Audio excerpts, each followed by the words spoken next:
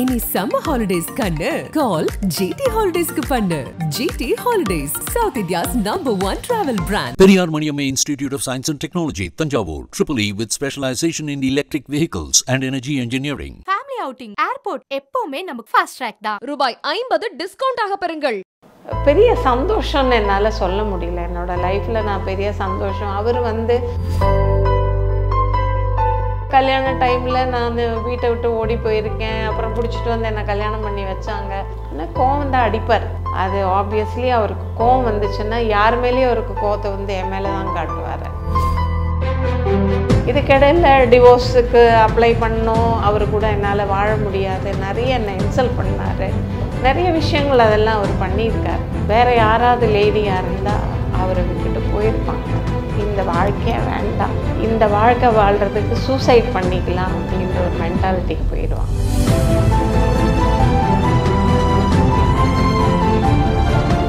என் சைடில் கிறிஸ்டியன் நான் கல்யாணம் பண்ணிட்டா இனிமேல் எங்கள் குடும்பத்தோட எந்த உறவுமே இல்லைன்ட்டு எங்கள் ரிலேட்டிவ்ஸ் எல்லாமே எங்களை ஒதுக்கிட்டாங்க. குழந்தைங்களோட 4 குழந்தைங்களோட நான் ரோட்டில் நிற்கும் போதும் அவர் கவலைப்படல.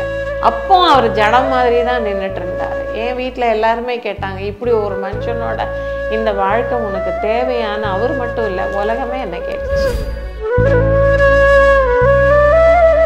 மறுநாள் காலையில் போய் நான் காலை பிடிச்சி மொனே நான் ஷூட்டிங் போகிறேன்டா. இது டெட் பாடி, காலை பிடிச்சி நான் சொல்கிறேன், மொனே நான் போயிட்டு வரேன் ஷூட்டிங்க்கு.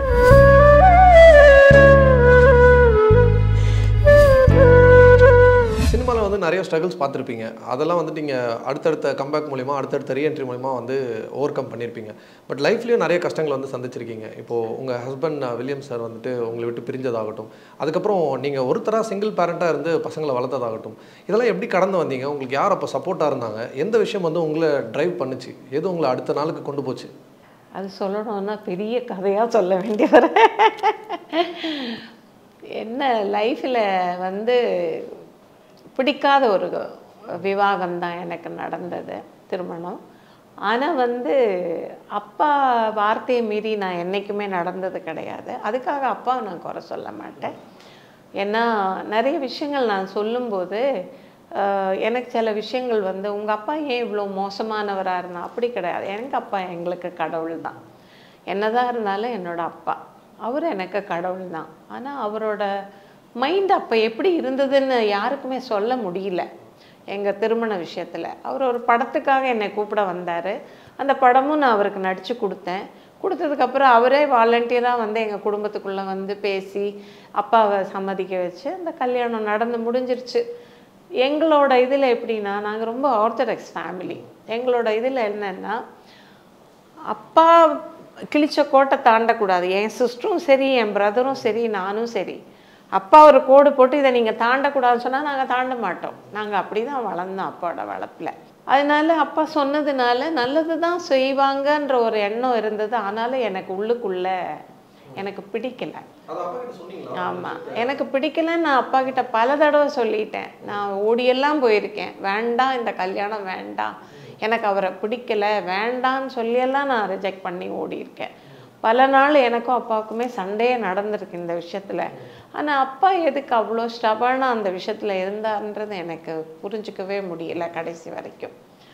இவரும் அவரும் அவ்வளோ க்ளோஸாக பேசுவாங்க. 2 பேரும் என்னமோ அப்பா பிள்ளைங்க மாதிரி 2 பேரும் அப்படி பேசிகிட்டு இருப்பாங்க. அப்போ நான் தான் யோசிப்பேன், என்ன இவங்க இப்படி பேசுகிறாங்களே, எப்படி அப்பா இவரோட இவ்வளோ க்ளோஸாக பேசுகிறாரு அப்படின்னெல்லாம் யோசனை பண்ணியிருக்கேன்.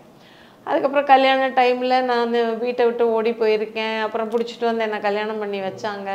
இது எல்லாமே எல்லாருக்கும் தெரிஞ்ச ஒரு விஷயந்தான், எல்லாருக்குமே தெரியும். அப்போது கல்யாணத்துக்கு அப்புறம் நடிக்கக்கூடாது அப்படிங்கிறது, அதாவது நெஞ்சத்தை கில்லா ரிலீஸ் ஆகிற டைமுக்குள்ளேயே எனக்கு கல்யாணம் முடிஞ்சிருச்சு. நெஞ்சத்தை கில்லா ரிலீஸ் ஆனோன்னா எனக்கு படம் படம் படம் படம் வருது. ஆனால் இவர் லாக் போட்டார், பண்ணக்கூடாது, சினிமா பண்ணக்கூடாது, ஃபேமிலி லைஃபு ஃபேமிலியாக தான் இருக்கணும் அப்படிங்கிற ஒரு இதில் அவர் சொன்னதுனால நான் நடிக்க போகல, அப்படியே இருந்துட்டேன். அதுக்கப்புறம் லைஃப் எனக்கு பெரிய சந்தோஷம்னு என்னால் சொல்ல முடியல. என்னோடய லைஃப்பில் நான் பெரிய சந்தோஷம். அவர் வெறும் வேலை மட்டும்தான் அவருக்கு. அவரை பொறுத்த வரைக்கும் அவரோட வேலை மட்டும்தான் அவர் கண்ணோட்டமாக இருந்தது தவிர, அவர் ஷூட்டிங்கு, அவரோட செட்டு, அவரோட ஆளுங்க அப்படி தான் அவர் இருந்தாரே தவிர, பெரிய பாசம் என் முதல் பொண்ணு பிறக்கும்போது அவர் இல்லை, பாப்பா பிறக்கும்போது அவர் இல்லை. இந்த மாதிரி சில வலிகளெல்லாம் நான் நிறைய அனுபவிச்சிருக்கேன் அவர்கிட்ட. ஆனால் கோவம் தான் அடிப்பார். அது ஆப்வியஸ்லி அவருக்கு கோவம் வந்துச்சுன்னா யார் மேலேயும் அவருக்கு கோவத்தை வந்து என் மேலே தான் காட்டுவார். அதுக்கப்புறம் அந்த சில விஷயங்கள் வந்து கோவத்தையும் மீறி சில நேரம் பாசமாக காட்டுருவார், சில நேரம் வந்து அப்படியே இந்த ரோபோ மாதிரியே இருப்பார். நான் என்ன நீ என்ன அப்படிங்கிற மாதிரி ஒரு ரோபோ மாதிரி இருப்பார். அவரோட கேரக்டரைசேஷன் அதை நம்மளால் மாற்ற முடியாதுன்ற ஒரு டிசிஷனுக்கு நான் வந்தேன். இதுக்கிடையில் டிவோர்ஸுக்கு அப்ளை பண்ணோம், அவர் கூட என்னால் வாழ முடியாது, நிறைய என்னை இன்சல்ட் பண்ணார், நிறைய விஷயங்கள் அதெல்லாம் அவர் பண்ணியிருக்காரு. மெயின் வந்து அவரோட கேரக்டர் என்னென்னா கோவம், ஷார்ட் டெம்பர்டு, ரொம்ப ஷார்ட் டெம்பர்டு. இண்டஸ்ட்ரியிலேயே அவரை பற்றி சொல்லாத ஆளே இருக்க மாட்டாங்க. அது கோவக்காரன், சேரை தூக்கி அடிக்க போவார், கண்ணாடியை தூக்கி உடச்சிடுவார். வீட்லேயே எங்கள் வீட்டில் திடீர்னு பார்த்தா எங்கள் டீப்பாய் மேலே இருக்கா கண்ணாடி இருக்காது, ஏதோ ஒன்று பேசி டக்குன்னு தூக்கிட்டு போய் எடுத்துகிட்டு போட்டுருவார், அப்படியே தூக்கி போடுவார், அது சில்லாக உடையும். இல்லைன்னா கையை கொண்டு கிளாஸில் கொண்டு போய் அடிச்சிடுவார், கையெல்லாம் கிழிஞ்சு அப்படி ரத்தமாக வரும். இந்த மாதிரி அவரோட கோவம் தான் அவரோட மெயின் வில்லனாக இருந்துச்சு அவருக்கு. அது இண்டஸ்ட்ரியில் வந்து அவருக்கு ஒரு இது வந்து அவருக்கு இதுதான், அந்த கோவத்தினால தான் கொஞ்சம் இதாக இருந்தது. இதையெல்லாம் தாண்டி அவர் கூட நான் வந்து கடந்து கிட்டத்தட்ட எத்தனை வருஷம், 25 வருஷம். என்ன வேறு யாராவது லேடியாக இருந்தால் அவரை விட்டுட்டு போயிருப்பாங்க. இந்த வாழ்க்கையே வேண்டாம், இந்த வாழ்க்கை வாழ்கிறதுக்கு சூசைட் பண்ணிக்கலாம் அப்படின்ற ஒரு மென்டாலிட்டிக்கு போயிடுவாங்க. பின்ன எனக்கு பிள்ளைங்க, என்னோடய குழந்தைங்க, அவங்கள நான் பார்க்கும்போதெல்லாம் வந்து அவங்களுக்காக நம்ம வாழணும் அப்படிங்கிற ஒரு எண்ணம் மட்டும்தான் எனக்கு இருந்தது. 1992 அவருக்கு ஹார்ட் அட்டாக் வந்துச்சு. ட்ரெயினில் வச்சு ஹார்ட் அட்டாக் வந்தது. எர்ணாகுளம் போயிட்டுருக்கும்போது ஹாஸ்பிட்டலில் கொண்டு போய் ட்ரெயின் இறங்குற வரைக்கும் என் பொண்ணு சபரிமலைக்கு மாலை போட்டிருந்தா. என் பொண்ணை நினச்சார் போல இருக்குது. ஏதோ ஒரு கருப்பாக ஒரு உடை உடுத்தி யாரோ என் பக்கத்தில் வந்தாங்க. வந்து கொஞ்ச நேரத்துலலாம் ட்ரெயின் நின்றுச்சு, என்னை தூக்கிட்டு போனாங்க, என்னை ஹாஸ்பிட்டலில் அட்மிட் பண்ணாங்க அப்படின்னு சொன்னார். அப்போவே வந்து எல்லாருக்கும் இன்ஃபார்ம் பண்ணிடுங்க, வில்லியம்ஸ் பிழைக்க மாட்டார் அப்படின்ட்டாங்க. 42 hours தான், பிழைக்கிறது கஷ்டமா அப்படின்னாங்க. சொன்னோன்னே எனக்கு ஒன்றுமே புரியல. வாழ்க்கையில் எனக்கு வேறு எந்த பிடிப்புமே கிடையாது, என் பசங்க மட்டும்தான் எனக்கு. ஏன்னா எங்கள் எல்லாமே போயிடுச்சு, எங்களோட எல்லா சொத்து எல்லாமே போயிடுச்சு. போய் இந்த 4 பசங்க மட்டும்தான் எனக்கு சொத்தாக இருந்தாங்க. அதுக்கப்புறம் இவர் படம் எடுப்பார், படத்தில் லாஸ் தான் வரும். 3-4 படம் எடுத்தார். பேம்பு பாய்ஸ், அது இது, ஜீவன் ஜீவன், இந்த மாதிரி ஒரு படம் கிட்டத்தட்ட 12 படம் எடுத்ததில் ஒரு 2-3 படம் தான் சக்ஸஸ் ஆச்சு. பாக்கி எல்லா படமுமே ஃப்ளாப்பு தான், அதில் எல்லாமே நஷ்டம்தான். என்ன இதுக்கிடையில் கூட இருந்தவங்க யாருமே பெருசாக சப்போர்ட் பண்ணலை. வில்லியம்ஸுக்கு சப்போர்ட் பண்ணலை, எங்களை சப்போர்ட் பண்ண வேண்டாம். வில்லியம்ஸுக்கு சப்போர்ட்டிவாக யாருமே இருக்கலை. அதுவும் அவர் சொல்லி சொல்லி அழுவார். அது எனக்கு முடியல, என்னை ஹாஸ்பிட்டலில் சேர்த்துருங்க, நீ தான் என்னை பார்த்துக்கிற அப்படின்வார். அதே நேரத்தில் வந்து கோபமும் வரும், திட்டமும் செய்வார். இதை எல்லாத்தையுமே பொறுத்துக்கிட்டு கிட்டத்தட்ட அப்படியே வந்துருச்சு காலகட்டங்கள். 2002 வந்து திரும்ப ரொம்ப சீரியஸ் ஆகிட்டார். இந்த எவ்ரி இயர் இவருக்கு நான் 1 லட்சம் ரூபாய் ரெடி பண்ணிக்கணும். ஆமாம், எவ்ரி இயர் 1 lakh நான் இவருக்கு ரெடி பண்ணி வச்சுக்கணும். ஹாஸ்பிட்டலைஸ்க்கு ஆகிடுவார். 10 வருஷம் கிட்டத்தட்ட இவரை வச்சுக்கிட்டு நான் படாத பாடு. வருமானம் இல்லை, நடிக்கக்கூடாதுங்கிறாரு, நடிக்கலாங்கிறாரு. இப்படி ஒரு காலகட்டத்தில் என்ன சொல்லிட்டாரு, இதெல்லாம் எடுத்து முடியும் போது என்கிட்ட சொன்ன வார்த்தை, நீ நடிக்க போகக்கூடாது, நீ நடிச்சா நான் செத்துருவேன், பணத்தை தாண்டி போ அப்படின்னாரு. நான் சொல்லிட்டேன், நீங்கள் செத்தாலும் பரவாயில்ல, நான் உங்களை தாண்டி போவேன். ஏன்னா வேறு எந்த சோர்ஸ் ஆஃப் இன்கமும் நமக்கு கிடையாது. குழந்தைங்களை யார் வளர்ப்பா?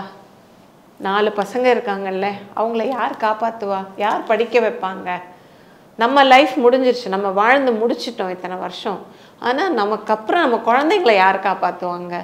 இந்த கேள்வியெல்லாம் அவரை நான் கேட்டு அதுக்கப்புறம் தான் நான் நடிக்க போனேன்.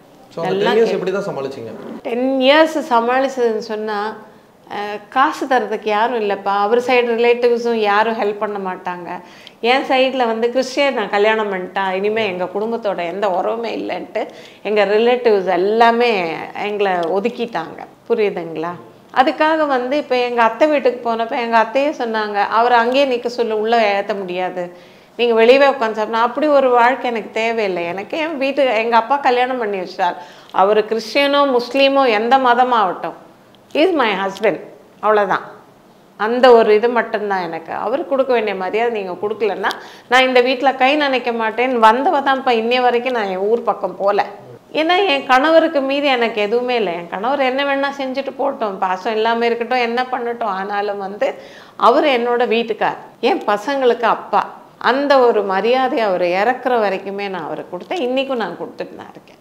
இன்றைக்கு வரைக்கும் நான் கொடுத்துட்டு தான் இருக்கேன். இந்த மாதிரி பல பிரச்சனைகள் இந்த 10 வருஷத்தில் சொன்னால் சிரிக்காதீங்க.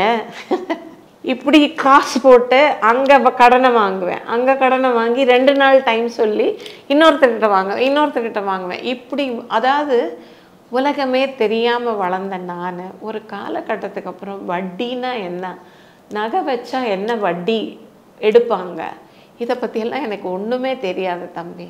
ஆனால் வாழ்க்கையில் இவர் கூட நான் வாழ ஆரம்பித்ததுக்கப்புறம் மார்வாடி கடைன்னா என்ன, நகை என்ன அடமானம் வச்சா எவ்வளோ கிடைக்கும், ஒரு சவரனுக்கு எவ்வளோ கிடைக்கும், அதை வச்சு எத்தனை நாளைக்கு ஓட்டலாம், இதுதான் என்னோடய லைஃபாக இருந்தேன். 25 இயர்ஸும் அவரை கல்யாணம் பண்ண நாளில் இருந்து நான் இதை தான் பண்ணேன் தம்பி.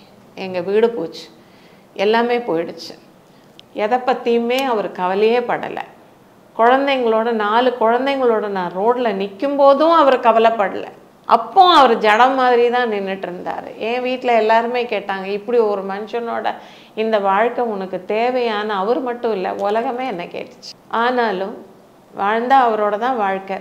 அவர் முன்ன போனால் சரி, நான் முன்ன போனாலும் சரி, அது வரைக்கும் என் வாழ்க்கை அவரோட தான், வேறு வழி கிடையாதுன்னு சொல்லிட்டு அப்படியே கடனை வாங்கி வாங்கி இருக்கிற கிட்டத்தட்ட ஒரு 500 சவரன் நகை வச்சுருந்தேன். எல்லாம் போயிடுச்சு, எல்லாம் போயிடுச்சு. இன்றைக்கி என்னோடய வீட்டோட விலை வந்து 120 கோடி தேரும். அந்த வீடு போச்சு. என் பசங்க என்ன கேள்வி கேட்பாங்க சில நேரத்தில், எல்லாம் இருந்து ஏம்மா அப்போ நீ இவ்வளோ சாமர்த்தியமாக இருக்கல, முட்டாளாக வாழ்ந்துட்டீங்க அப்பாவோட. அப்போ ஏதாவது ஒன்று கொட்டிவாக்கத்தில் 4 கிரவுண்டு, ஆர்ட்ஸ் அண்ட் ஸ்கல்ப்சர்ஸில் ஈசிஆரில் அதுக்கு ஆப்போசிட்டில் ஒரு 4 கிரவுண்டு, மகாபலிபுரத்தில் வந்து அஞ்சுரதம் பக்கத்தில் ஒரு 4 கிரவுண்டு, டுவர்ட்ஸ் பாண்டிச்சேரி போகிற பைபாஸ் ரோட்டில் கிட்டத்தட்ட ஒரு 1/2 ஏக்கரா இடம், எல்லாத்தையுமே அவருக்காகவே விற்றேன் தம்பி.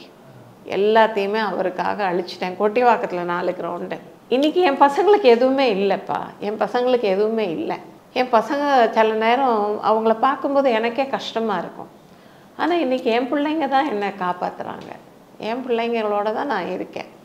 அதுக்காக அவர் போயிட்டாருன்றது, அவர் எல்லாத்தையும் அழிச்சிட்டாருங்கிறதுக்காக நம்ம ஒன்றும் பண்ணுறதுக்கு இல்லை. விதி, இது எல்லாமே கடவுள் வந்து நமக்கு எழுதப்பட்ட விதி அப்படின்ற ஒரு விஷயத்தை மட்டும்தான் நான் எடுத்துக்கிட்டேன்.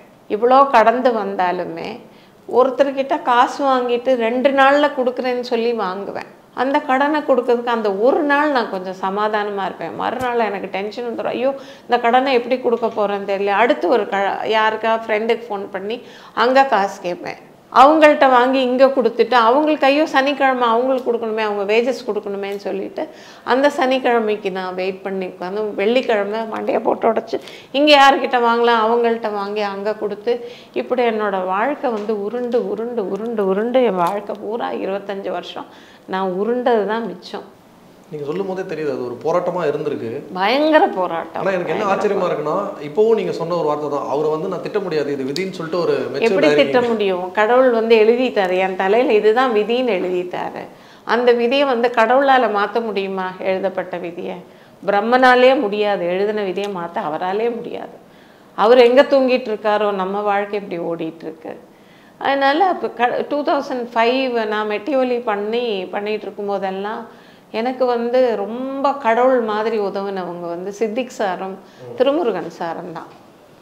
அன்னைக்கு திருமுருகன் சார் வந்து என்னை கூப்பிட்டு அந்த கேரக்டர் கொடுக்கல அப்படின்னா நான் எல்லாருமே குடும்பத்தோடைய அழிஞ்சிருப்போம். யாருமே இன்றைக்கி என்னையெல்லாம் நீங்கள் யாருமே பார்த்துருக்க முடியாது. எங்கள் குடும்பமே அழிஞ்சிருக்கும். ஆனால் அன்னைக்கு அவர் கூப்பிட்டு அந்த நெஞ்சத்தை கில்லாத படத்தினால தான் எனக்கு அந்த வாய்ப்பு கூட கிடச்சிதுன்னு சொல்லலாம்.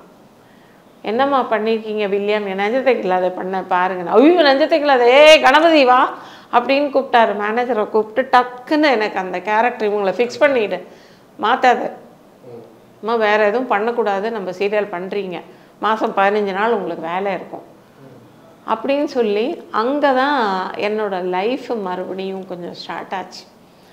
ஆனாலும் அந்த சீரியல் முடிகிற வரைக்கும் இவரோட வச்சுட்டு நான் போராடினேன். ஒரு பக்கம் இவரோட போராடிட்டு இருப்பேன்.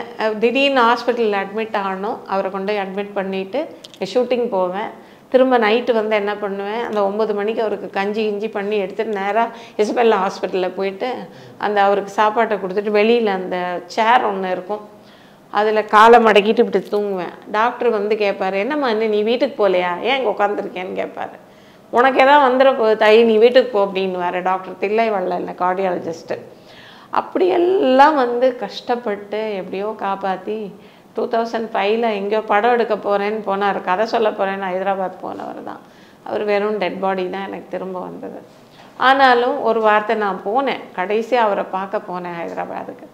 போயிட்டு 4 நாள் இருந்து காலையில் அவருக்கு வந்து நல்ல பிரேக்ஃபாஸ்ட், மத்தியானம் மட்டனு சிக்கனு என்னென்ன அவருக்கு பிடிக்குமோ ஃபிஷ்ஷு, 4 நாள் அவருக்கு வயிறார சாப்பாடை சமைச்சு போட்டுட்டு வந்தோம். அதுக்கிடையில் ஒரு 16 வருஷம் எனக்கு அவருக்கும் பேச்சுவார்த்தையே இல்லாமல் இருந்தோம். பேசிக்க மாட்டோம், ஒருத்தர் பேசிக்க மாட்டோம். பசங்க மட்டும்தான் இங்கேருந்து அங்கே எங்களுக்குள்ள கான்வர்சேஷன். என் பெரிய பொண்ணும் சின்ன பொண்ணும் தான். ஏன்னா ஒரு சில பிரச்சனைகள் பண்ணினதுனால அவரை விட்டு போக முடியாது என்னால். என்ன அந்த ஒரு சிச்சுவேஷனில் என்னோடய லைஃப்பை வந்து நான் இப்படி தான் போனேன். கடைசியில் எனக்கு இங்கே வந்து ஒவ்வொரு பிரச்சனைக்கும் எனக்கு சித்திக் சார் வந்து ஃபோன் அடிப்பேன், ராத்திரி 12 மணிக்கு ஃபோன் அடிப்பேன். அவர் என்னை ஒரு பெத்த தாய் மாதிரி பார்த்துக்கிட்டாங்கப்பா அந்த கம்பெனியில். அப்படி தான் அவங்க தான் கிட்டத்தட்ட 10 வருஷம் 11 லட்சம் ரூபாய் கொடுத்து என்னை காப்பாற்றினாங்க. அந்த 11 வருஷம் நான் வேலை செஞ்சு மெட்டியோலையும் சரி மலையாளம் மின்னுக்கட்டும் சரி ஒர்க் பண்ணி கொடுத்துட்டு அந்த கடனை ஃபுல்லாக செட்டில் பண்ணிட்டு தான் நான் வெளில வந்தேன். டெலிவிஷன் வந்துட்டு அவ்வளோ நல்லது பண்ணியிருக்கு உங்களுக்கு, உங்களோட ஃபேமையும் கொண்டு போய் சேர்த்துருக்கு. இது இந்த மாதிரி ஃபினான்ஷியலாக சப்போர்ட் பண்ணிருக்கு. அதே மாதிரி பாண்டியன் ஸ்டோர்ஸும் வந்து பயங்கரமான ஒரு ஹிட்டான ஒரு இது. அதுலேயுமே விஜய் சித்துவும் வந்து உங்களுக்கு ரொம்ப க்ளோஸான ஒரு கேரக்டர். பட் அவங்க இறந்த நியூஸுமே எல்லாருக்குமே பெரிய ஷாக்காக இருந்தது. ஃபஸ்ட்டு உங்களுக்கு தெரிஞ்சோடனே நீங்கள் எப்படி ரியாக்ட் பண்ணீங்க? அதாவது என்னென்னா 2020 அக்டோபர் 5 வந்து என் பையன் இறந்துட்டான். எனக்கு வந்து செப்டம்பரில் ஒரு மாதம் கண்டினியூஸாக ரொம்ப உடம்பு முடியாமல் போயிடுச்சு. எது தண்ணி குடித்தா கூட வாமிட் பண்ணிடுவேன். அந்த மாதிரி ஒரு சிச்சுவேஷனுக்கு வந்து என் பையன்கிட்ட சொன்னேன், நான் செத்துருவேன் போல இருக்கடா, நீ தயவு செஞ்சு உங்கள் அக்கா மாதிரியும் எல்லாம் பார்த்துக்கோ அப்படின்னு சொன்னேன்னா அவன் ஒரே வார்த்தை சொன்னான், நீ போக மாட்டேன், நான் தான் போவேன், நீ கவலைப்படாத, இன்னும் நீ நிறைய பார்க்குறதுக்கு இருக்குமா லைஃப்பில் அப்படின்னு ஒரு வார்த்தை சொன்னான். அதே மாதிரியே சொன்ன மாதிரியே ஒரு இது தழுகை போட்டு முடிச்சு கும்பிடுறான்னா கும்பிட மாட்டேன், நான் தான் கடவுளை என்ன கும்பிடுங்கன்ட்டான். சாமியெல்லாம் கும்பிட மாட்டேன், நான் தான் சாமி இந்த விட்டு கும்பிடுங்கன்னா. இவன் என்ன பைத்தியக்காரத்தனமாக ஏதோ பேசுகிறானேன்னு சொல்லிட்டு நானும் காலில் விழ வச்சான். விழுந்து சாமி கும்பிட்டு எல்லாம் வச்சா மறுநாள் அவர் போயிட்டார். அக்டோபர் 5ஆம் தேதி நைட்டு 1:30 மணிக்கு அவர் ஆத்மா போயிடுச்சு. எங்களுக்கு தெரியல. மறுநாள் காலையில் போய் நான் அவன் காலை பிடிச்சி, மொனே நான் ஷூட்டிங் போகிறேன்டா, இது டெட் பாடி, காலை பிடிச்சி நான் வந்து சொல்கிறேன், மொனே நான் போயிட்டு வரேன் ஷூட்டிங்க்கு, பாண்டியன் ஸ்டோர் ஷூட்டிங் போகிறேன், போய் காலை பிடிச்சி சொல்லிட்டு போகிறேன். கால் சில்லுன்னு இருக்கு, என்ன சில்லுன்னு இருக்குது, ஒரு ஏசி போட்டிருக்கான் போல் இருக்குது, அதான் சில்லுன்னு இருக்குது சொல்லிட்டு நான் போயிட்டேன். போய் திரும்ப வந்து பார்க்கும்போது திரும்ப வந்தேன், 11 மணிக்கு வந்தேன். அவன் எந்திருக்கலையா அப்படின்னு கேட்டேன். இல்லைம்மா அவன் நல்லா தூங்குறான். அதாவது ஐடியில் ஒர்க் பண்ண நைட் ஷிஃப்ட் பண்ணுறதுனால டேயில் அவன் தூங்குவான். அந்த ஒரு இது தான் எல்லாருக்குமே இருந்தது. 3 மணிக்கு தான் நான் பாண்டியன் ஸ்டோர் ஷூட்டிங்கில் இருக்கேன். 3 மணி 3:30 என் பொண்ணு ஃபோன் பண்ணுறான், என் பையன், அம்மா சந்தோஷம் இறந்துட்டான். எனக்கு ஒன்றுமே புரியல. முந்தின நாள் என்னை சந்தோஷமாக லிஃப்ட்டில் ஏற்றி அனுப்பின பையன் நைட் நான் வரும்போது டோர் பூட்டின்னு தூங்குறான்னா. சரி நான் காலையில் பார்த்துட்டு சொல்லிட்டு வந்தேனே, என்னடா சொல்கிறீங்கன்னா, நான் வந்து அங்கேருந்து லொக்கேஷன்லேருந்து கிளம்பி நான் வீட்டுக்கு வந்து 10 நிமிஷம் ஆகல, சித்து என் பக்கத்தில் வந்து உட்காந்துருக்கான். நான் கேட்டேன், என்ன எவ்வளோ ஸ்பீடில் வந்தேன் நீ அப்படின்னு. இல்லைம்மா, நீங்கள் ரொம்ப அப்செட் ஆகிடுவீங்க, எனக்கு தெரியும், கொஞ்சம் அழுகிறத நிறுத்திட்டு கொஞ்சம் கண்ட்ரோலாக இருங்கம்மா, நீங்கள் இன்னும் நிறைய பார்க்குறதுக்கு இருக்குமா அப்படின்னா. அப்படியே அவன் மேலே சாஞ்சு அழுதுகிட்டே இருந்தேன். அப்புறம் என் பொண்ணு சொன்னால், உனக்கு கல்யாணம் ஃபிக்ஸ் ஆகிருக்குல்லப்பா, நீ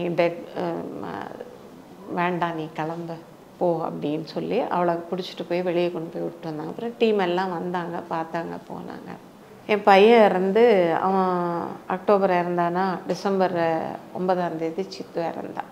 கண்டினியூஸாக என்னென்னா, நவம்பர் 7 எங்கள் ஃப்ரெண்டோட ரொம்ப க்ளோஸ் ஃப்ரெண்டோட ஹஸ்பண்ட் இறந்துட்டார் ஹார்ட் அட்டாக்ல. அதாவது 1 by 1. அக்டோபர் 5 அவன், September 7 our, December 9 Sidhu.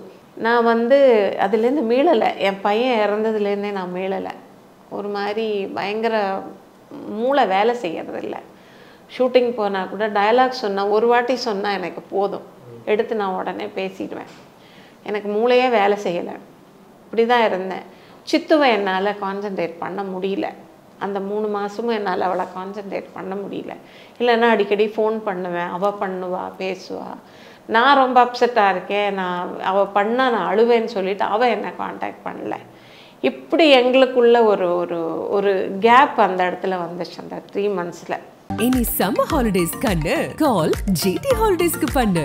GT holidays, south India's #1 travel brand. Periyar Maniamma Institute of Science and Technology, Tanjavur, EEE with specialization in electric vehicles and energy engineering. Family outing, airport எப்பவுமே நமக்கு fast track தான். ரூபாய் 50 discount ஆக பெறுங்கள்.